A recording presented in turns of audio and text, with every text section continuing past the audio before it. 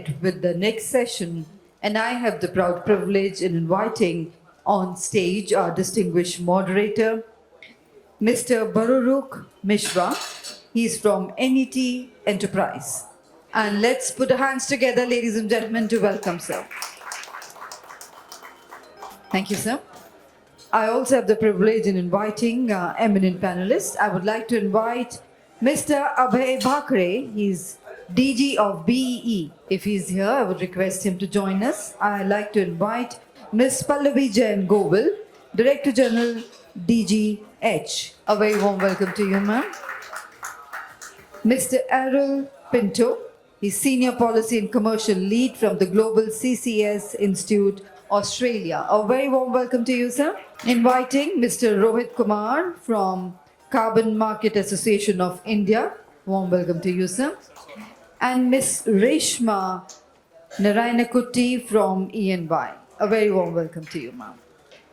So, ladies and gentlemen, in this session, we will review the CCUS policies, regulations, and the government support. And the time duration for the session is approximately 1 hour. And with those words, I would like to hand over to our distinguished moderator, Mr. Mishra. Over to you, sir. Thank you. Let me stand and talk. Good afternoon, everyone. It must be a little bit of a challenge keeping yourself attuned to what's going on here after lunch.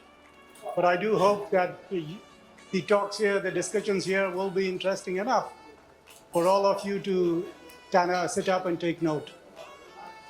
So I'm very glad to have been invited to moderate to this panel of distinguished domain experts, industry leaders, heads of government organizations, regulators. So thank you very much.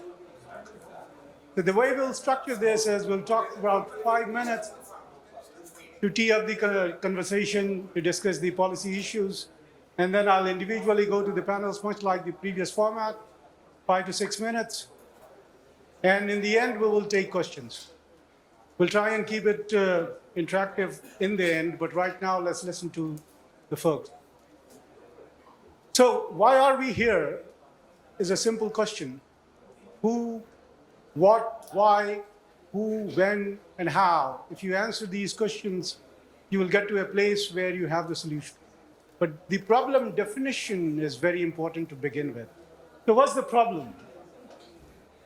So to be able to get to, let's get the maths right, to be able to get to or stay below 2 degrees centigrade from pre-industrial levels, our carbon budget for the globe is 3.7 trillion tons.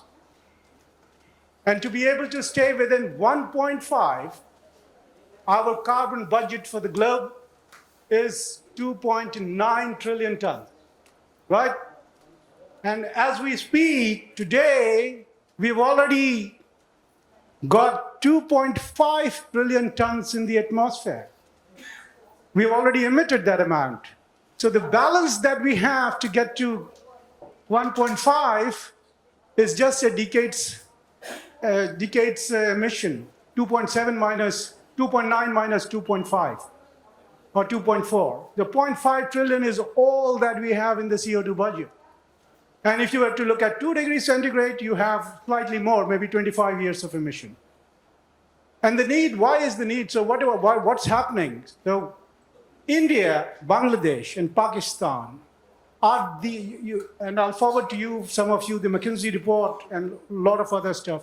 They are the worst affected among all countries in the world. Of course, small islands who were shouting at the Paris Agreement, at the Paris conference, saying that the slogan should be, all the main thing there written in the Paris Agreement should be 1.5 C for survival, for life. Of course, it got diluted.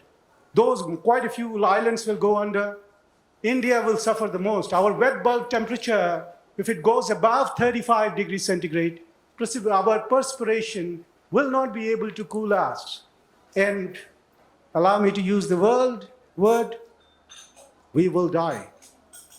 Therefore, that's the urgency of the situation. It is not that, not in my backyard, we are India, industrial countries have done it for a long time, we have our own quota. It's not going to happen. everybody will together suffer. So long story short, we have to cut down on this emission. Now, just to give you an idea, what are we talking about, trillion tons and all of it? Let's look at the scale. So look, 4 trillion ton gas, natural gas, is what the world consumes every year. Now, how much is that 4 trillion tons? That 4 trillion tons is roughly 3 gigatons of gas. We're talking of pulling from the atmosphere negative emissions at 6 to 7 trillion tons every year. 6 to 7 gigatons every year. So therefore, you will have to suck in more CO2 from the atmosphere than the total gas that you're producing now or using now in the world. So that's the scale. We don't get it because our thing is not in my backyard. We have suffered, so we will go, somebody else will do it for us. So that's the context. A lot has been talked about technology and other stuff. And the one last I needed to say, so people say if you plant a lot of trees, you're fine. You will be doing fine. So the nature-based solution pulls roughly 1 gigaton of CO2 from the atmosphere. Yeah, 1 gigaton. If you were to double the size of India and plant trees, even then you will not be able to meet the carbon budget. Yeah? So 70 million hectares will need to be planted to be able to stay within the carbon budget. Can you do that? 70 million tons, 70 million hectares, are double the size of India. Will have to be all planted, green trees. And then again, there is a fudge there. We'll talk about that later. How the nature-based solutions, voluntary credits have become a train wreck because people are fudging the entire system. That's a different matter. So all we are saying, therefore, the need of the hour is now, here and now. And this panel will therefore deliberate what can we do as a country to bootstrap this industry or this enterprise to make things happen. Wisdom lies in knowing what to do. Skill lies in knowing how to do it. But the real virtue lies in actually doing it. And that's why we're all here today to try and understand what policy framework will help. There are tons of policies in the world. People have all, and we can count hours, we can talk on hours for hours on all the policies that are already there with many countries. Important thing for us is what can we do in India? So with that, I'll stop. I think I've given you that sense of urgency, which will make us all sit up and take note of how we see our house on fire. And when that is the case, water hoses will not do. You will need fire brigade. And that mindset should inform decision-making in this part of the world. So let me stop. And with that, I'll start the questions. I will first start with Madam Pallavi Jain Govil. She is the Director General of Hydrocarbon, a very distinguished, a very important post. In fact, she is the person who will set the North Star for the country on what CCUS should look like. And we'll start at the bottom, at the geosurface. So the question for her is some initial reflections, and then some pointed question around how can we spur this activity. So right now, what we have is the ONGCs, ONGC, Oil India, Vedanta, Reliance, they are sat on huge acreages, and none of these fields are depleted. Even if they are near depletion, some of them, they are not called off as plug and abandoned. Will there be a case where the license or the permit for CCUS for carrying out sequestration will be different from the exploration and production permit? So that's my first question to yourself, because that could spur more participation from others who might be interested. Yes, ma'am. Thank you, Mr. Mishra. I hope I'm audible. So I commiserate with you all for sitting in a graveyard shift. And I hope you had your coffee before coming over here. Mr. Mishra has been very kind to say that my office will be setting the tone for CCUS in India. And that really puts a very onerous responsibility and the sense of urgency, the data he has mentioned. And as a layperson, one feels that the natural responses should be, good enough to take care of the problem. But clearly, technological solutions are the way forward along with the natural solutions. They go hand in hand with the lead being taken by the technological solutions. Having said that, India is, I would not say that, well, we're not a late starter, but we're learning on this topic. Some other countries, we are seeing what they are doing on the CCUS issue. There have been policy frameworks in some countries. There have been certain concessions, incentives, which have been extended to by governments for private players. And we understand that private players need incentives. They need to see efficiency gains. They need to see economies of scale. They need to see how business, how it can be good business. We cannot appeal to the philanthropic side of businesses to be looking at CCUS in a holistic framework. It has to make economic sense to them. At the same time, we also have a system of the polities in India, the democratic system, which has to be around consensus building. And our regulatory frameworks to come into place go through a pretty rigorous set of sort of consultations and consensus building. And I think the Niti Aayog has taken a good lead in that, in putting together not just a policy framework, which I was happy to note was released on my birthday last year.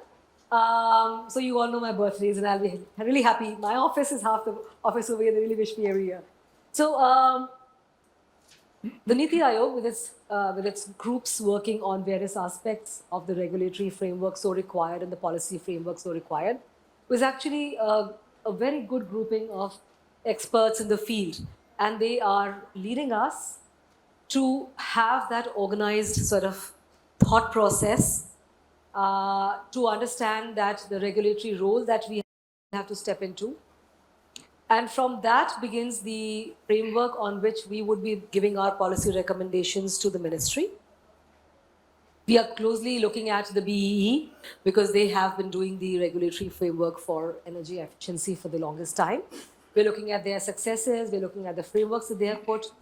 One of the few thoughts is that till the government comes and puts in place regulations, I would encourage the industry association also to set out benchmarking standards. As we often say in the regulators' world, that we should be encouraging industry benchmarking. So, an industry benchmarking, when it is done on a self-regulatory kind of a basis, has a lot of uptake within the industry, and there's a lot of mutual confidence and responsibility which comes with that. That's one thing which I would strongly encourage.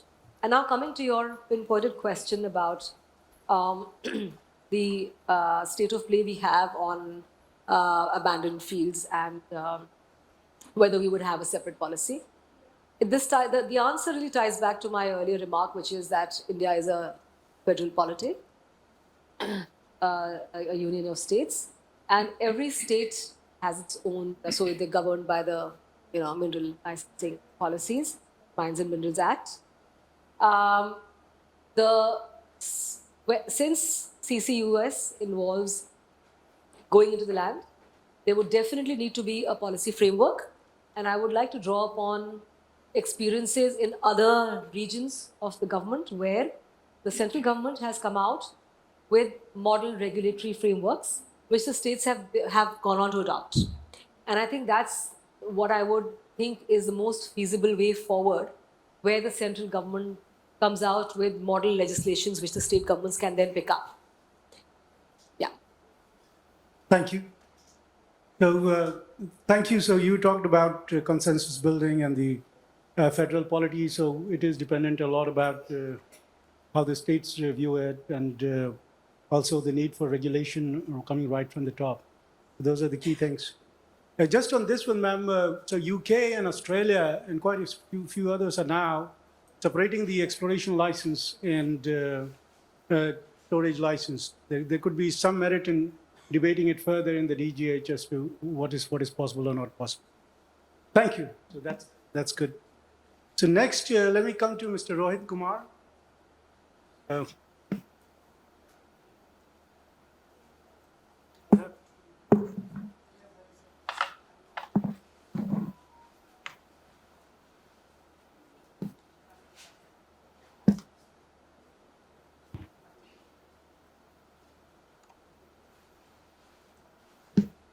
Mr. Rohit Kumar is from the CMA.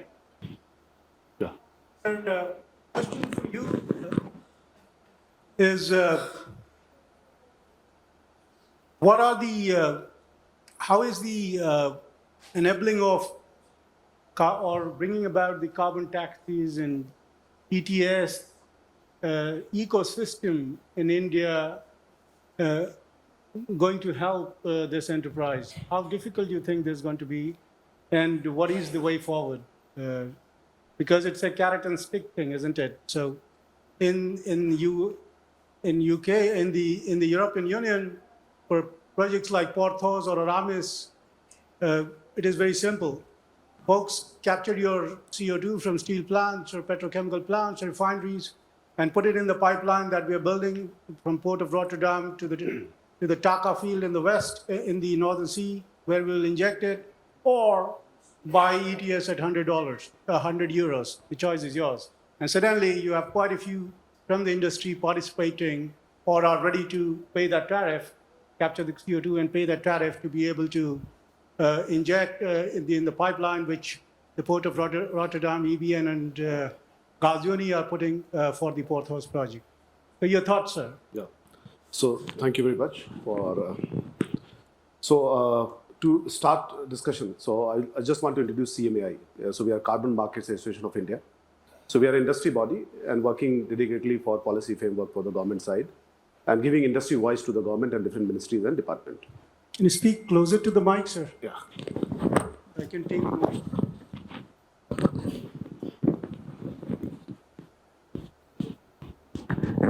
Yeah. So I'll start with the ETS. So what we're discussing about a lot of ETS. What is emission trading scheme? So ETS is really formed by mitigating greenhouse gas and also by mitigation of greenhouse gas based on cap and trade mechanism. This is the global rule. And why ETS came in the picture? Because we have done the Kyoto Protocol. And the Kyoto Protocol, the GHG mitigation was the primary objective.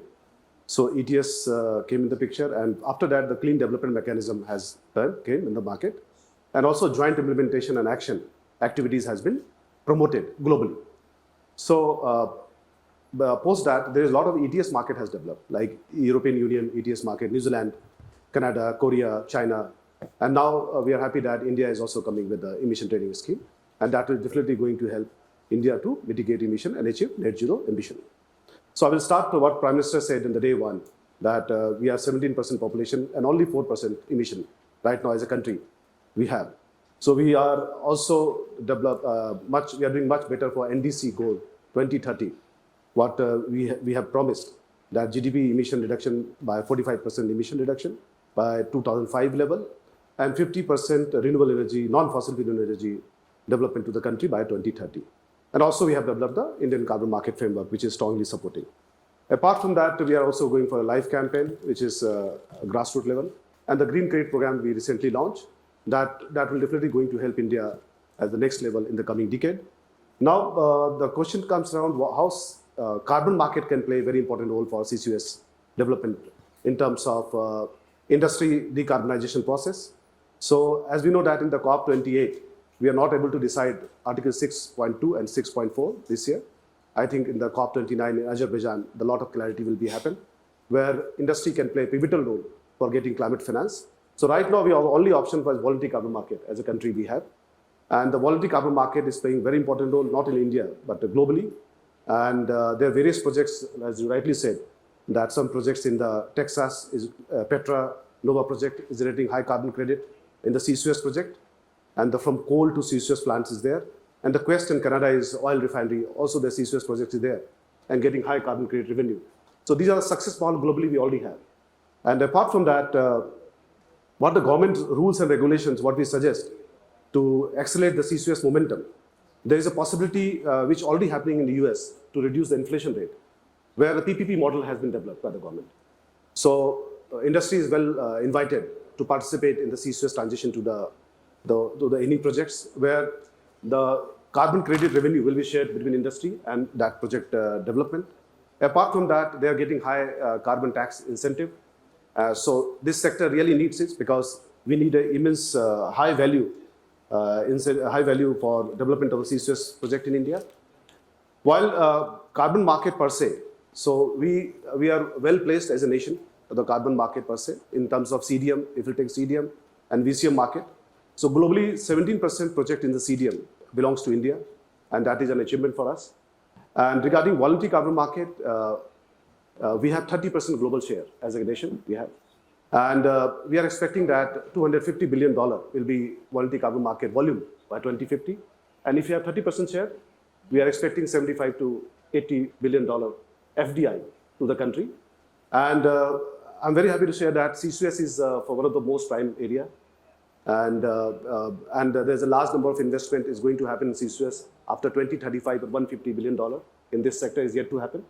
So carbon market can play a very pivotal role and generate high FDIs and climate finance to the nation and make this transition much faster as a CCUS.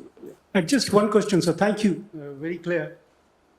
You talked about the voluntary carbon credits or market. But isn't that a train wreck as we speak? After the COP28, the cost of voluntary carbon credits came down to 10 cents. It was doing between 5 to 15 to 50 because of a huge issue of integrity and people fudging. So people were cutting trees to gain the subsidies for plantation. And restoration of forest is considered to be 40 times better than planting trees.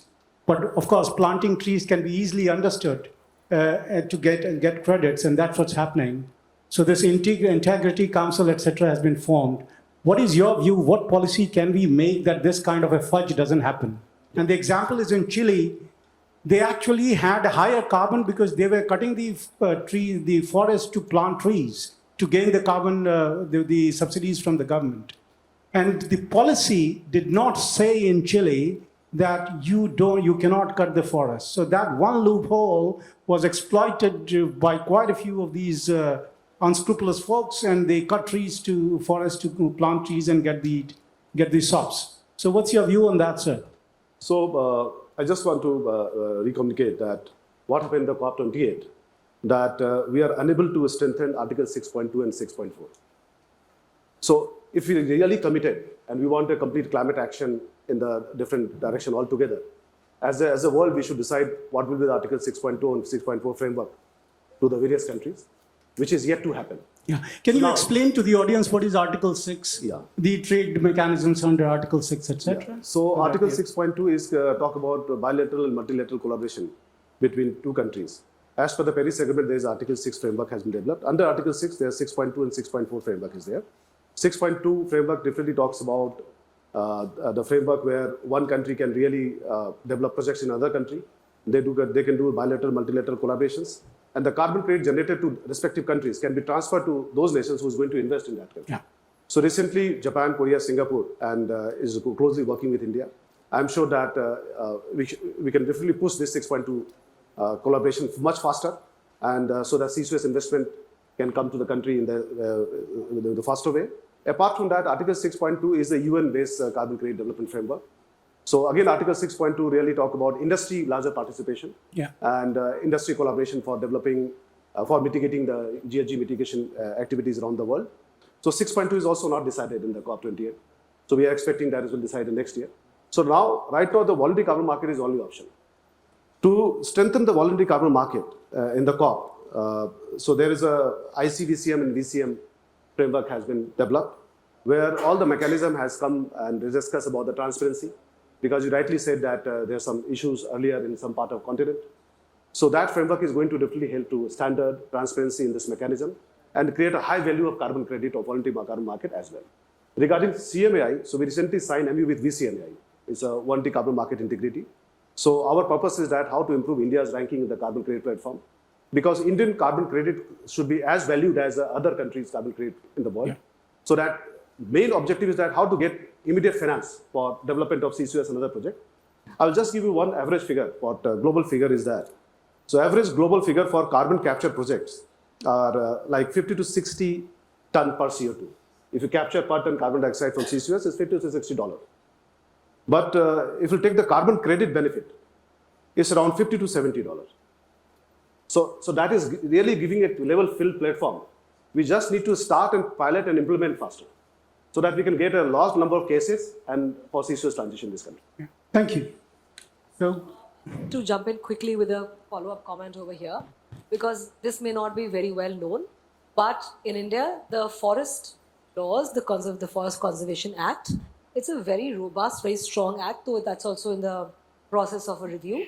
At the same time, the technology which maps our forests and prohibits the cutting of trees is also extremely robust.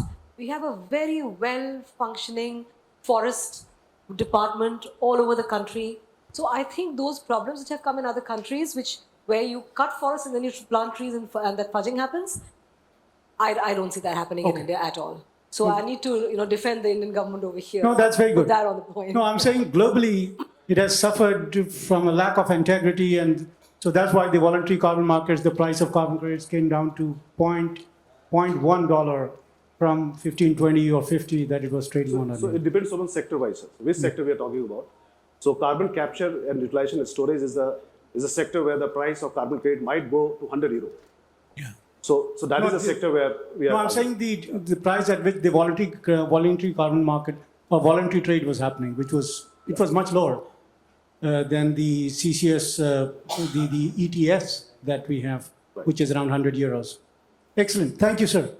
So the capture that I have from you, the thought capture is that, of course, it's an aside. This is not a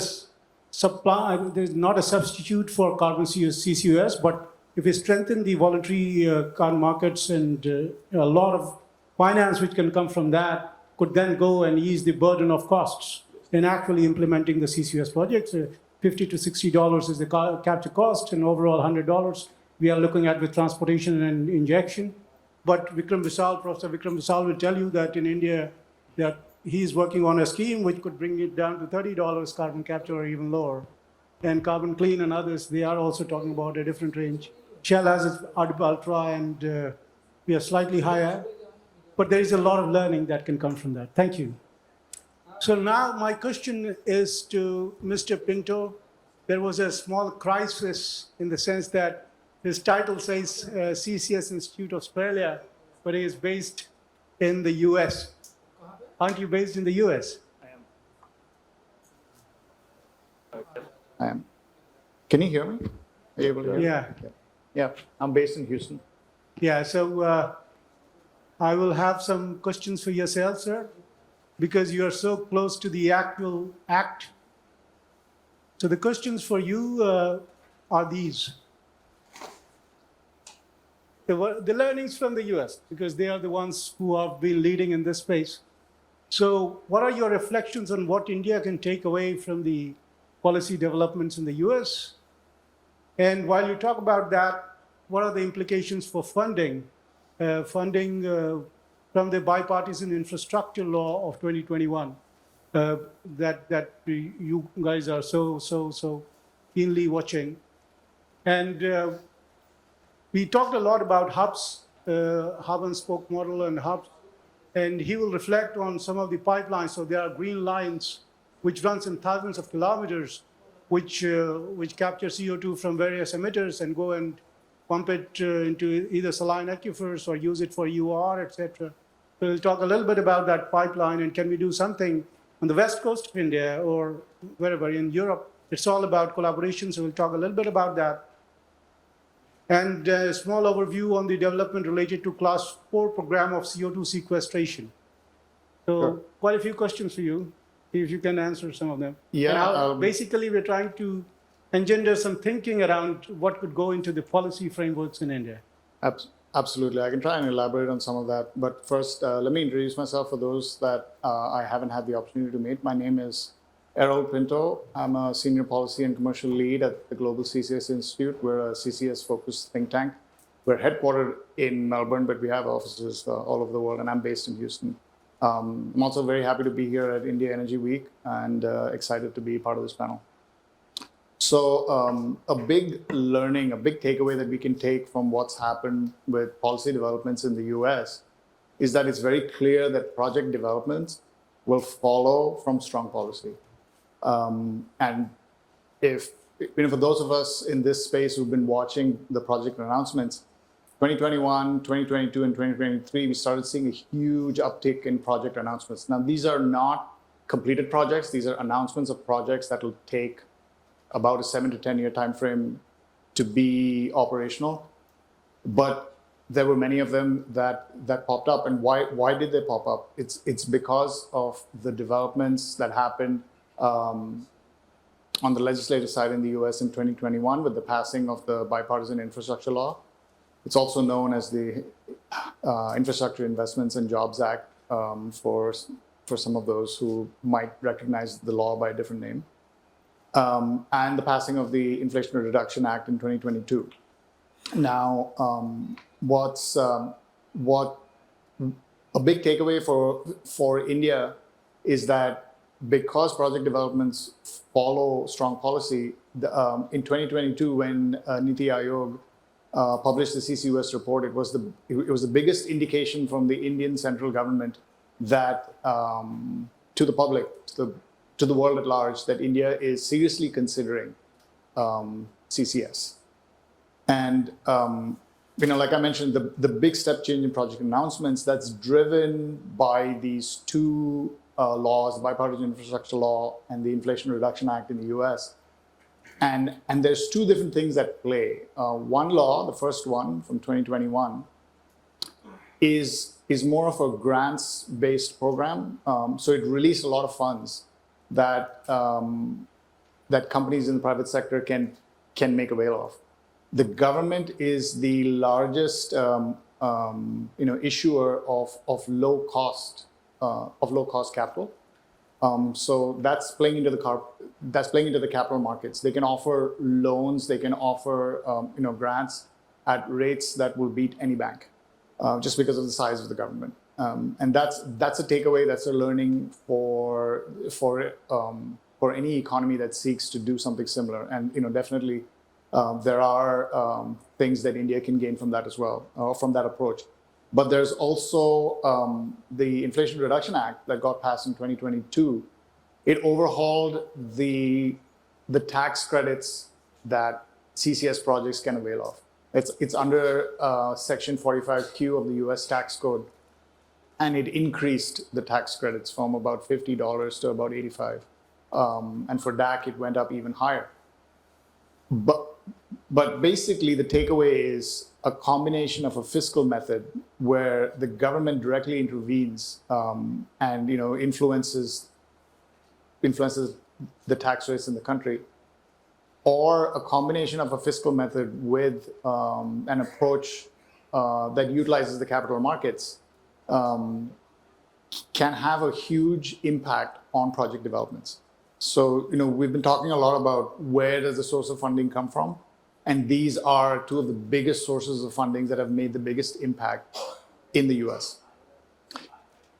So we talked a bit about, what's the impact of pipelines and how can that influence CCS project development? The Global CCS Institute is a CCS-focused think tank, and we support or advocate for all aspects of the CCS value chain, and that includes the carbon capture, which we're seeing on surface, carbon capture technology, but also transportation and the technology associated with that, primarily through pipelines, and the injection or disposal of the CO2 in the subsurface through wells. So transportation and storage infrastructure, pipelines and wells, these are an extremely important component of the entire CCS value chain. If you don't have that in place, or if that is not part of the conversation, all of the capture doesn't have a place, all the CO2 that's captured doesn't have a place to go. To give you some context on the pipeline network, in the US, which has the largest CO2 pipeline network in the world, the total length of that network is about 5,500 miles. Now compare that to the natural gas pipeline network, which is on the order of a couple or maybe 3 million miles of pipelines. So even though it's the biggest CO2 pipeline network in the world, it's still not all that big. But they're also discontiguous. It's not a seamless connection of 5,000 miles that's spread out across the 50 states.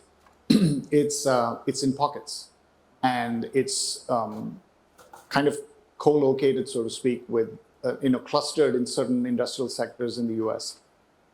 So pipelines are needed. Investing in them is necessary, and even in the biggest CO2 pipeline network market in the world, there's still not enough. For the Indian context, building this kind of infrastructure, as we've heard today in several talks and also several panel discussions, it's something that can help complement a hub and cluster model. We talked about sinks and sources in a few other talks this morning. So having a pipeline network that is able to make that connection between the sinks and sources and connect the country, so to speak, with this infrastructure can hugely kind of move forward the CCS ambition of the country. And lastly, I'd like to touch on a topic that I'm quite familiar with. Before I joined the Institute, I spent close to 2 decades in the upstream oil and gas industry. And storage, without storage in subsurface formation, CCS is just not CCS. You don't have the storage. So the Class 6 program in the US is an underground injection control program that's managed at the federal level by the Environmental Protection Agency, or the EPA. Basically, what this program does is that it sets up, we talk about benchmarking standards also, but it sets up, it's a customized program to evaluate and set up design standards, verification standards, and monitoring standards for the sole purpose of sequestering CO2 in subsurface formations. Yeah. And there's a point where the program becomes pretty big, because we're talking about a large country that also has a huge geographical area. It comes to a point where managing it at a central level, it is not as efficient as it could be if you decentralize it. So for the Indian context, I think today we spoke a bit about how the states can help the central government. There's a learning from the US where the states pursued what's called primacy, or setting up their own Class 6 program to design, evaluate, and monitor the CO2 sequestration activity at the state level. So they're kind of taking away some of that power from the central government, but actually it's not going anywhere. It's going to the states who are managing their own program. And only a few states have that. Louisiana was the most recent state that got their primacy just a few months ago. But there are broader economic benefits that we can talk about when it comes to setting up a transportation and storage infrastructure network in the country, because there's a huge need for specialized tubular goods when it comes to sequestering carbon in wells, the casing and the tubing that would be needed for these wells. Those of us who've worked in the upstream oil and gas space and who've done casing and tubing design know very well that to mitigate or to be able to handle CO2 corrosion, you're going to need specialized tubular goods. And also CO2 pipelines, they have unique metallurgical specifications. That combined with the fact that there's a very healthy steel industry in India, I think there's some synergies there with developing a good transportation and storage network, or having the right policies in place. We'll have to move on. Absolutely. Thank you. So the key points that you talked about was the twin issues of fiscal policy and the capital markets, how they can support the CCUS taking off the ground and continued development of CCUS. The pipeline networks, how good they are as an enabler, although the size or the percentage is very small compared to the gas network, but still it's a huge enabler for single point emitters to be able to put their stuff in the pipeline. And then the regulations and standardization, all the codal requirements for pipelines, for wells, for the metallurgy, for the tubulars, for the cementation. Those codal requirements are key because NACE 00175 doesn't work for pipelines, and they have come up with new policy and new standards now. So in India, we'll have to get that buttressed to be able to have a uniform application of standards to which you, like the OISD, you will have to, and work is already happening in that space. Thank you. These are important enablers, if you will, and all of that can come in the policy. Absolutely. Thank you. So the next on is Mrs. Reshma. She is from ENY. And Reshma, can you talk 30 seconds about yourself? And then Yeah, sure. the question that I'll have for you is, can India afford an Inflation Reduction Act type credit of $85 for pure sequestration and $60 for UR? Can we afford that? The second question that I would like from you to understand a little bit is, so in Australia, they have a target set for TNS, transportation, below $20. And they are giving funds to folks who are demonstrating they're working towards that reduction in the cost to $20 per ton of CO2. So can our Indian policy will have some targets which forces folks to think in the lines of reducing their cost or innovating to reduce their cost? As the third question, ETS and carbon tax has already been talked about, so we'll not talk a lot about it. And then the last one, tell us whether this contracting for difference or the RAB model, which is regulated asset-based model, which one would be most applicable to India? Okay. Thank you so much, Mr. Bararuchi. So just a quick introduction about myself, Reshma. I am a senior manager with energy transition and decarbonization practice of Ernst & Young. So what I do is I primarily focus on industrial decarbonization, largely for hard-to-abate sectors like oil and gas, metals, and mining. And as consultants, when we do the net zero strategy, implementation plan, and the CCU or CCUS largely become one of the major element, and hence we have deep dive, we have done multiple projects, and like ma'am talked about, we worked multiple projects with the associations, and one report is yet to come out in the next month where we have given our recommendations on what the CCU and CCUS plans should be like for India. And again, while working with a lot of these hard-to-abate sectors, if you see, for example, let me take steel as an example. The last 20-25% of their emission reduction can only happen through carbon capture, right? So again, a lot of studies there happen in terms of, what is happening, how can I make this in the money? Because like ma'am said, there is commercial viability that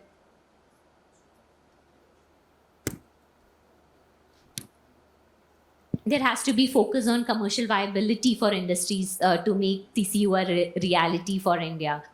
So with that, the first answer to my first question is, in US and in Europe, there are carrot and stick. So for example, in US, you have IRA, right? Now, they like Mr. Pinto said, there is $85 of costing that they have arrived at.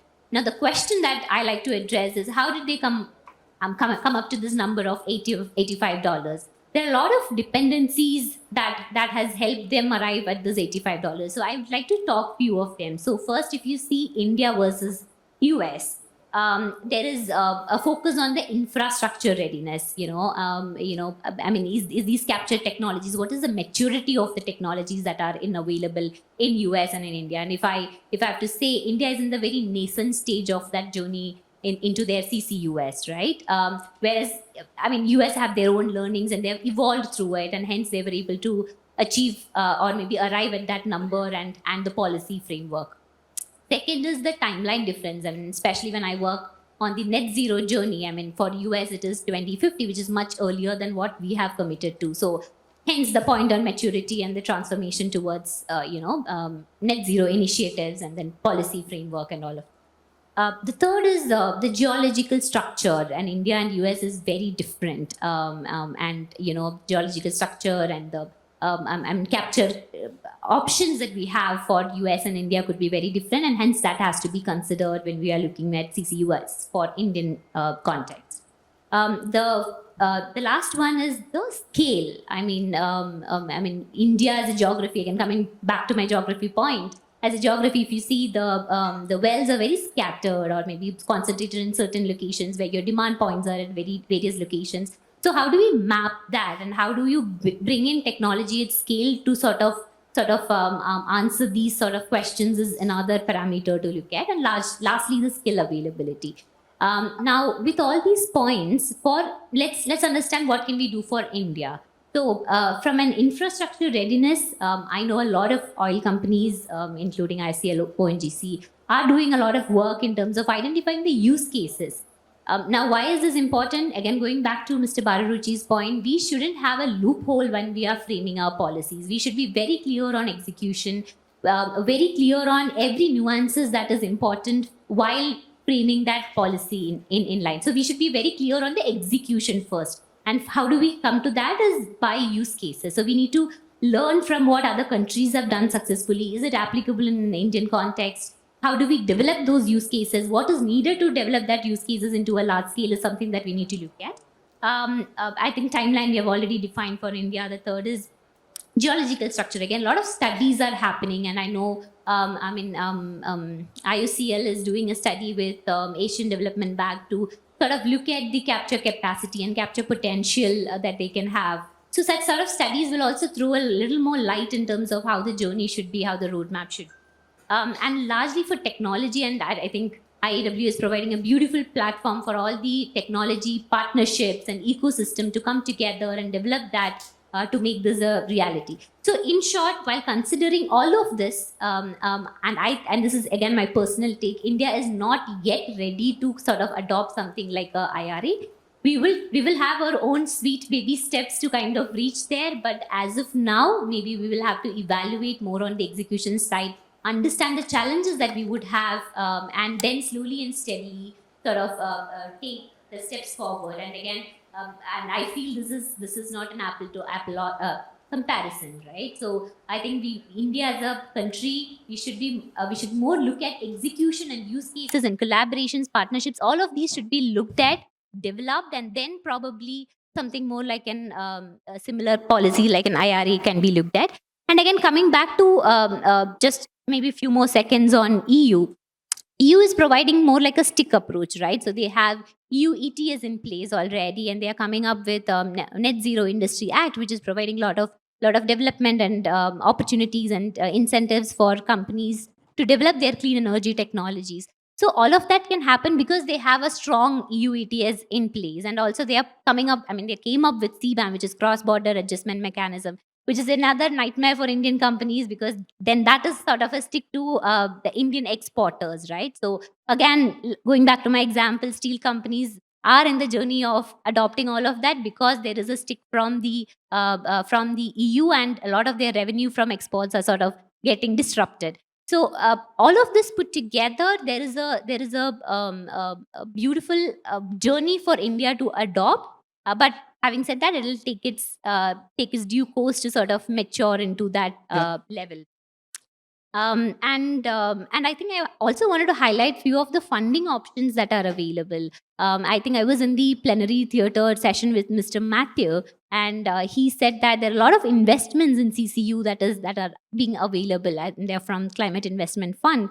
They are investing in Norway, China, and I think we should bring such sort of investments to India, and be it via our oil and gas companies or other partnerships that we need to look at. So such sort of opportunity should be tapped more. Yeah. Yeah. We'll have to cut you short because... Yeah, no problem. Yeah, no worries. So all of what you said should be enabled by a policy or a regulatory framework Correct. so that we can actually take these projects off the Yeah. ground. Thank you. So sorry for that, Reshma. Hope you will. I'd written that a little bit.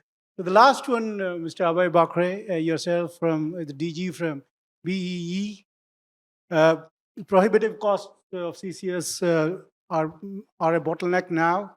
How can efficiencies be brought into those projects so that we can reduce the costs, optimization, energy integration if it is in a refinery, optimization of the use of steam, water, because right now there are a lot of numbers floating around. So some reflection on some of that, sir. And also the SPV models that we could talk about, will that bring about efficiencies in delivering these projects? Okay. Can you hear me? Or? Yeah, we can hear you. Yeah. Thank you. So I am heading Bureau of Energy Efficiency, which is, as you talked about, the policy regulatory. So we are basically mandated to undertake all these things, at least as far as the energy trading and energy efficiency is concerned. So let's talk about, as you initially mentioned, about 1.5 degree, 2 degree. As of now, we are heading with 2.7 degree by 2030. That's what they are. And the carbon budget leftover is hardly 6 to 7 years, because every year we are emitting about 53 to 54 gigaton. Last year it increased by another 1 gigaton. If we talk about 2 degree, we at the most we have a year or something about 2036 or 2038 at the most. Otherwise, even we are. So if it a place like Europe, they have a fit for 55. That's they want to reduce their absolute emission by 55% by 2030. Now, CCUS, what lies ahead for India? And obviously, it will be much different than what IRA is doing or what EU is doing. So, we have hard to abate industries.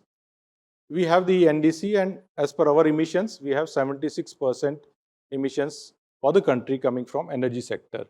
And if we pick up even the top 15 sectors for the country, they constitute 92% of the emissions for India.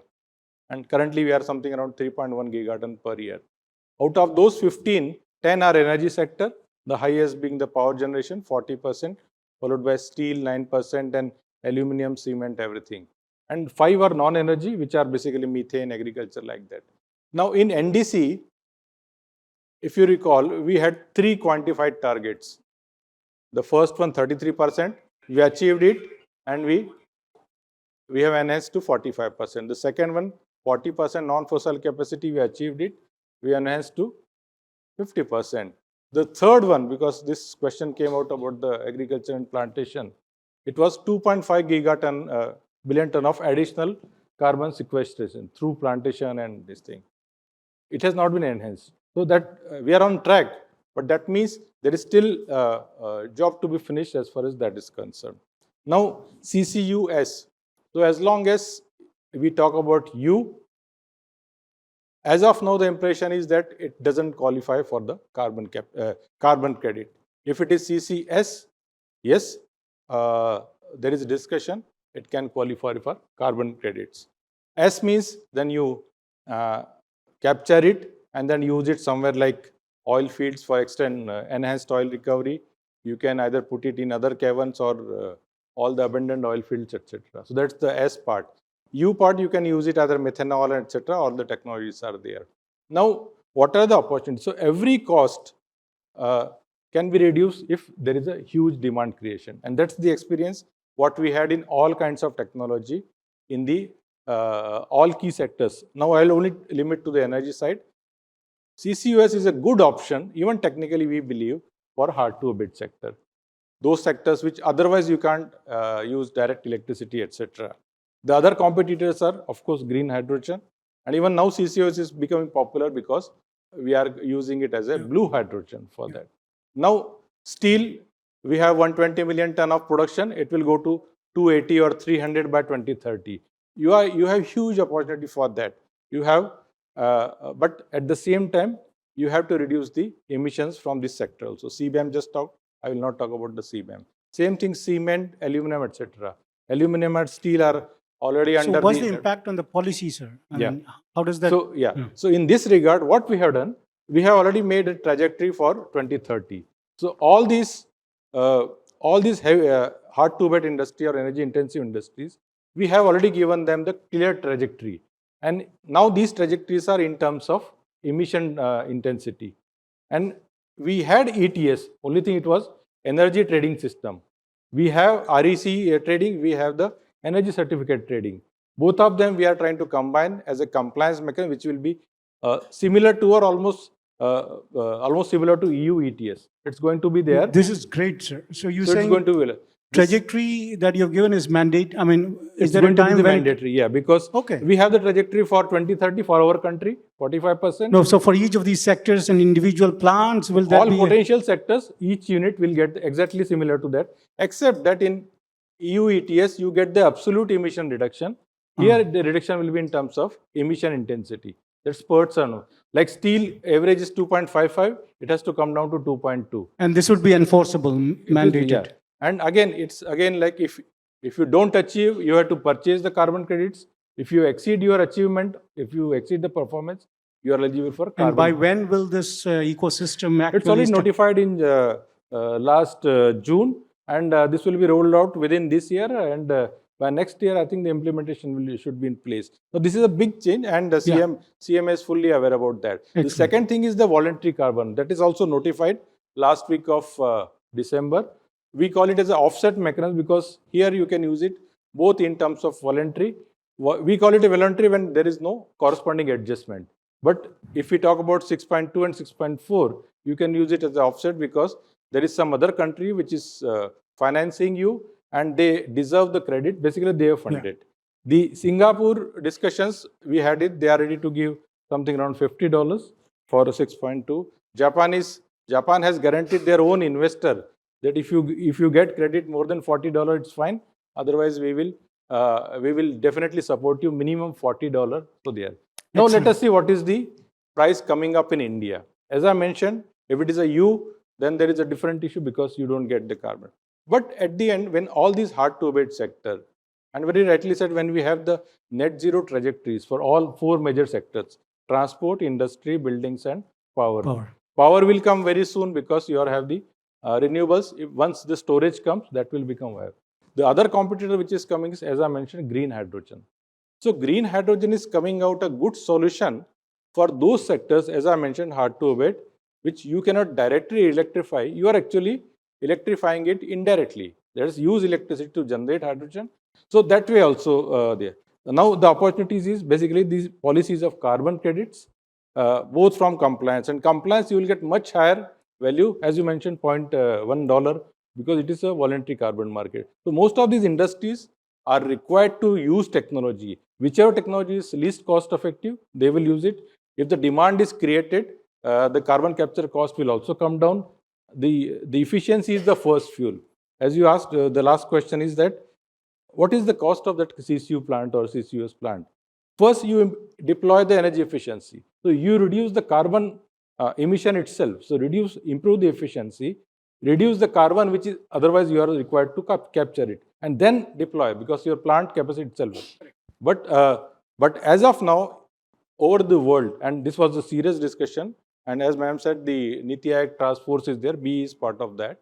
In ETWG, the G20 energy group, which B and MOP were piloting, there are no major plants at commercial scale who are actually giving desired performance anywhere in the world. We have pilots, as we mentioned, pilots, oil companies, IOC, ONGC, NTPC, everybody is doing the pilots. Everybody is talking only about pilots. We need to see what is the scale up or commercial scale plants. In India? In India or anywhere in India. Even in the world, there are many claims, but it was very clear in G20, nobody could come with full confidence, yes, this is a CCUS plant of full capacity, which can be replicated in India. Otherwise, for Indian industry, this is a good option. And once the demand is created, the cost will come down. Yeah, thank you. You're absolutely right, sir. So there is no one power plant globally which is completely CCUS doing plant, CCUS, plant, doing CCUS. That's a very valid point. Although H2, there is the company in Sweden where they are making a 4 billion steel plant, with 100% hydrogen DRI. Hybrid, So yeah. there is a change which is happening. But thank you very much, sir. And this is a great segue into the questions that you might have, because he's given us the light of the day that it is coming. There is a limit that would be, there's a trajectory that folks in all the industries in India will have to follow, and soon that will be mandated. Otherwise, you'll have to buy carbon credits, and there would therefore be a spur for the carbon credits market as well. So a lot is happening. Thank you very much for that enlightenment, sir. We are almost on the hour, but can we beg forgiveness for our sins and ask for another 5 minutes from yourselves? Okay, 10 more minutes. Okay. So questions to the audience. Can you move the mic around? Please ask questions which directly speak to the, or give your comments if you have, which directly speak to the agenda at hand, because otherwise, if we start loving our voice, we'll go on and on. So, if anybody has a question? Yes, sir? Yes, one question to Errol. So Errol, you were saying that IRA, we have heard a lot about it, but I personally am not very clear about what impact it has brought on the economy as a whole in US.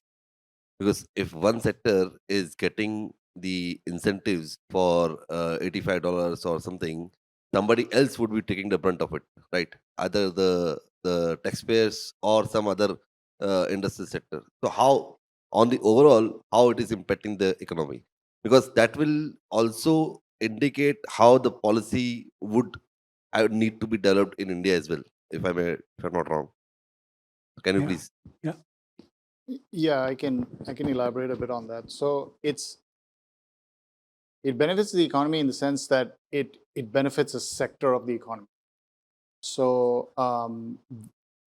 CCS is a tool that really helps hard to abate industries, as we've discussed. And for hard to abate industries to be able to kind of move forward with the investments that they currently have, whether it's in the US or whether it's abroad, they would need to have a mechanism that CCS is a mechanism that will enable them to continue being in business. So in that sense, it does support the economy. A transportation and storage network is something that, even in the US, it's not a fully mature industry. Now, pipelines as a technology are not an immature industry, or wells. It's not immature in and of itself. But as they relate to CCS, as they relate to carbon storage and carbon transportation, there's still a long ways to go. And the implications of that, it touches just about every industry. It touches steel. Yeah. Sorry, I'm sorry. I may not have explained my question properly. My question was that if some sector is getting the benefits of, see, government is how the government is funding. It is either it's funding from the taxpayers' money, right, or some other source of revenue. So some source of revenue would be getting depleted to support the CCS infrastructure in transition, right? What I'm trying to gauge is what is that area which is getting underfunded or getting more burdened by the taxes from the government.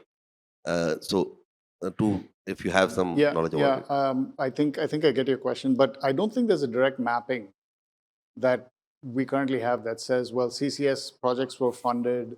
The tax rebates that fund CCS projects are negatively impacting sector A, B, or C. I don't think there's that kind of level of mapping that exists. I think if something like that were to exist, it would certainly increase transparency. If there is such a model in a country, I have yet to see one. But I think certainly having something like that, increased transparency is good for everyone. Yeah. So yeah. So we'll talk about that later on. It is So about I the can general add, good. Yeah, I can add some point regarding Yeah, the go ahead. funding. So if you talk about the carbon credit point of view, so there's a different methodology has been developed. Like concrete sector, if you have CCUS in concrete sector, so there's a methodology has been developed. CCUS in coal sector, there's a methodology has been developed. Oil and gas sector, there's a methodology has been developed. So this really gives the immense opportunity for carbon finance point of view. So, when you are going to do any register of the project of CCUS, you need to go for registry of those mechanism in the advance so that you can take those incentive in 7 into 3, 21 years or 5 into 2, 15 years. Yeah. Great, thank you. Any other question? Yeah. Gentleman here. Yeah.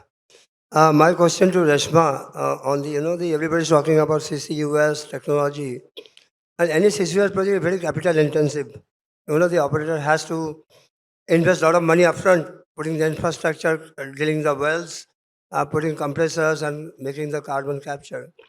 The big question is coming about the financing. How the operator, maybe a very high-profile operator who have money, he can do it. But if any mid-sized company or small company want to come into this area, how the financial institute is going to help them?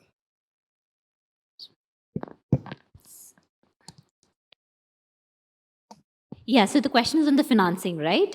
So basically, I understand that the large companies do have investments, but the question is on the smaller companies, how are they going to? So there are a lot of grants and funds that are available, but it is again subjected to how you present your case to multiple agencies. There are a lot of sustainability or maybe CCU related grants, funds. Like I said, Asian Development Bank is providing. There is, there is even Ministry of Steel was providing some of the carbon CCU project funds that are available in the market. So it's all about scanning the market on available funds that are there. And I think even a lot of ministries now have been allocated certain budgets to sort of fund and help these CCU projects that are upcoming. So that would be my my. The name of the game is collaboration. Yeah. Multiple companies coming together. You name Northern Lights are at least 6, 7 different parties. Acorn has 7, 8 different parties. I can actually add to that there are some very innovative financing mechanisms. For example, the National Stock Exchange has recently set out a platform wherein small operators, governments can pitch in their products, and they would match it with trust funds and philanthropic grants, which are looking for impact-based projects, and where the impacts can be measured and quantified over a period of time, but the gestation is not sufficiently long enough for private enterprise to come and fund that. So there are innovative financing platforms coming up on that. So I would like to add one point. Like in Article 6.2, we have a provision for collaborations which is yet to happen. So if you want any finance, so there is a multilateral collaboration happening between 2 countries. And also in 6.4, there's industry collaboration can also be happening. So this is a great funding opportunity, and we are expecting $12 to $15 billion in coming 4 years. And CCUS is a part of Article 6.2. So we are also closely working with IIT Bombay, some projects. We are exploring opportunity that how IIT Bombay can really help for those kind of partnership and collaboration.